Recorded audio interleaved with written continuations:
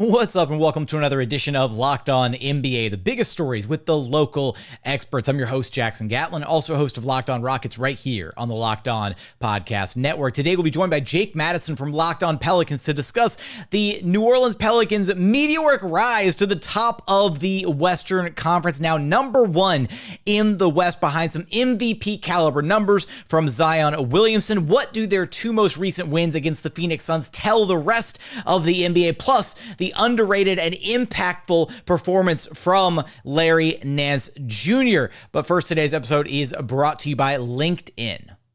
These days, every new potential hire can feel like a high-stakes wager for your small business. You want to be 100% certain that you have access to the best, most qualified candidates available. That's why you have to check out LinkedIn Jobs. LinkedIn Jobs helps you find the right people for your team faster and for free. And once you have a free job post made on LinkedIn Jobs, which is so easy, all you have to do is add the purple hashtag hiring frame to your LinkedIn profile to spread the word that you are hiring. Simple tools like screening questions make it incredibly easy to focus on candidates with just the right skills and experience so you can quickly prioritize who you'd like to interview and hire. LinkedIn Jobs helps you find the qualified candidates you want to talk to faster. Post your job for free at linkedin.com/lockedonnba. That's linkedin.com/lockedonnba to post your job for free. Terms and conditions apply.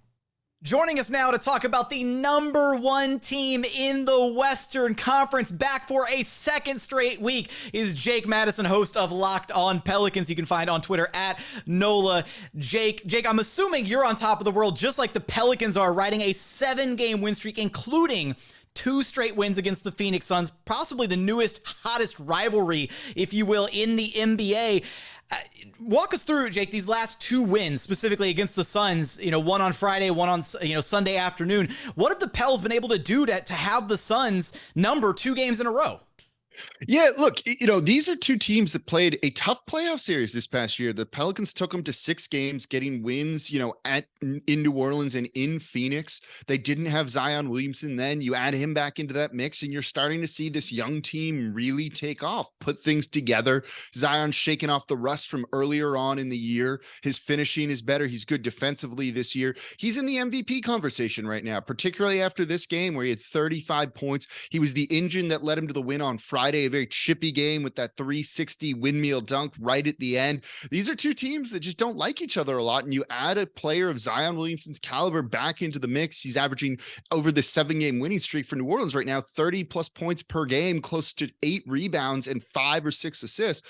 That's going to win you a lot of games, right? Sometimes you just don't need to overthink it. Of star players are going to lead you. There's a lot of depth here in New Orleans with the role players. Jose Alvarado's capable of having a big game. CJ McCollum started to get his shot falling. You see rookie Dyson Daniels out there defending, 1 through 5 really well.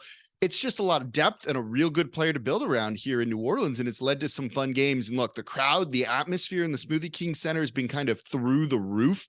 I don't think it gets any better than a former player who requested a trade in Chris Paul flopping at the end of a game in overtime, it getting challenged and getting overturned, and that was his 6th foul. The crowd went wild. It was a lot of fun. Jake, some might call that Zion dunk distasteful at the end of Friday's win against the Suns, the first of the 2 wins. What would you call that dunk? Yeah, it's disrespectful. It's absolutely disrespectful. Leaving that game, I said that has got to be one of the more disrespectful things I've seen in the NBA. It doesn't mean it wasn't fun. It doesn't mean that's something that the crowd didn't want. And frankly, Phoenix should take that a little bit personally and try and play better to not let that happen. Like, that was kind of one of those things where you look at a team you don't like, or you look at a rival and you try and rub it in, twist the knife just a little bit. That's what he was doing there. He said he was caught up in the moment after watching his teammates get eliminated by the Phoenix Suns in the postseason. He kind of wanted to stick it to them a little bit, but hey, defend it better, or don't miss the layup, which Chris Paul missed, or dribble out the clock. There were other ways to avoid it, and they didn't. Some salt in the wound for sure by Zion Williamson, and hey, it was a sick dunk. Look, what is the message, Jake, that the Pelicans are sending to the rest of the NBA with, the 7-game win streak and with these back-to-back wins against the Suns? Yeah, I think they're sending the message that they're a true title contender, that this isn't just kind of like a flash in the pan, that the pieces here don't work. They go, hey, kind of, we've arrived. We're going to make some noise and we're going to play a certain style of basketball, which they've definitely been doing. You have Zion, who's going to be in the MVP conversation now. You'll add Brandon Ingram back. Over the 7-game winning streak, he hasn't played, by the way. It's something to kind of keep in mind when you look at it. And I think New Orleans wants to claim they're the deepest team in the league. You still have CJ McCollum, who's kind of finding his way after being out with COVID related illnesses and non-COVID related illnesses and a little child keeping him up at night. You're going to get Brandon Ingram back into the mix. You have rookie and Dyson Daniels. You have two centers that can play a variety of different styles in Valanciunas and Larry Nance Jr. There's just a lot of depth here, and New Orleans feels they can compete with anyone, and they've got this adaptable style that's going to let them be able to go up against the best teams in the NBA. Larry Nance Jr. was a really big part of this most recent overtime win against the Suns. He had 15.7 boards, 4 assists, 4 steals, 2 blocks, just a loaded, stat line off the bench. You pointed out during the game that he was a throw-in to the CJ McCollum trade. How underrated has his impact been for this Pelicans team? Yeah, he's been so important and probably doesn't get the attention that he really deserves, particularly coming off the bench for the Pelicans right now. But it gives him a very different look than Jonas Valanciunas. Valanciunas has some matchups where he'll dominate, but against a guy like DeAndre Ayton, he really struggles and is kind of ineffective. It's really useful to have a guy that you can go to on the bench that can play in space, that can defend in space, that has more athleticism than Valanciunas does, and can make the type of defensive plays. This Pelicans defense reminds you a lot of the Toronto Raptors of years past. A lot of arms everywhere. They're kind of like a buzzsaw forcing turnovers. That's something that Larry Nance Jr. really does excel with. And so you're seeing him kind of come out there and be a change of pace guy. He's got a really strong 2-man game with Zion Williamson that if you switch onto him, you're going to put a more lumbering traditional center on Larry Nance Jr. He's going to be able to move and get around them and be able to score at the basket. And we've seen it. This is a guy who can dunk with some of the best in the league, and he had a couple in this game. You mentioned it, you kind of talked a little bit about the rivalry earlier, but there's some deep connections between these two organizations, right? You got the last year's playoff series, you got Monty Williams, CP3. Like how much do those kinds of things feed into this rivalry between Phoenix and New Orleans? Yeah, absolutely. I think with Monty Williams having been the former coach here in New Orleans, kind of fired after they made the playoffs, probably even though he's like the nicest guy in the world, there's got to be something deep down that's like, I want to stick it to that team just a little bit. Willie Green was their former lead assistant. Now the Pelicans head coach certainly wants to get the best of his mentor and kind of show that he's, the next up and coming coach in the league. You have Chris Paul, who, as Chris Paul, he asked for a trade. And while it was 10 plus years ago at this point, you saw during that postseason series with the Pelicans this past year, he and Jose Alvarado going at it game after game. And it was kind of the moment that Jose arrived. And you saw Chris Paul doing some of the same. You have Jose Alvarado dealing with a rib injury. You saw a couple of elbows and pokes going on to that spot.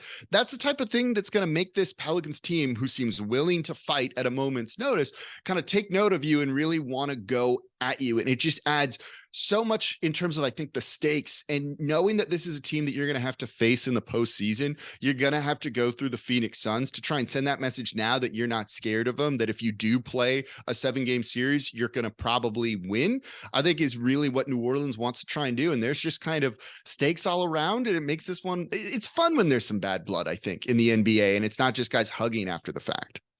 Look, you don't have to sell me on the idea that Zion should be now, in the MVP conversation. You mentioned it a couple times there, Jake, but sell everybody else on the idea. Zion Williamson, MVP, sell him. I mean, look, I don't know what else you need me to say other than the stats just by themselves, right? 30 plus points per game over the 7-game winning streak, 8 rebounds, 5.5 assists. He's also playing defense. So he's giving you 3+ stocks, blocks, and steals combined per game during this one. And look at how much better he makes his teammates. There were times in this game against the Phoenix Suns, the overtime win, where they had all 5 defenders on the side of the court that Zion Williamson was on. If you cut the court right down the middle, all 5 defenders would be over there.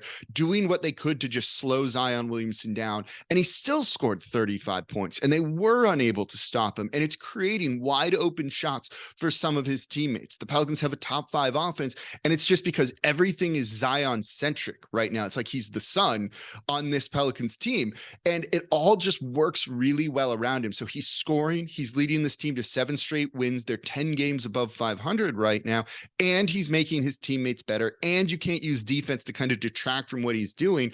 Look, I'm not saying he's number one. I still think that might be Tatum with Boston, but he's got to be in the conversation at the very least right now. How long will the New Orleans Pelicans sit atop the Western Conference as the number 1 seeded team?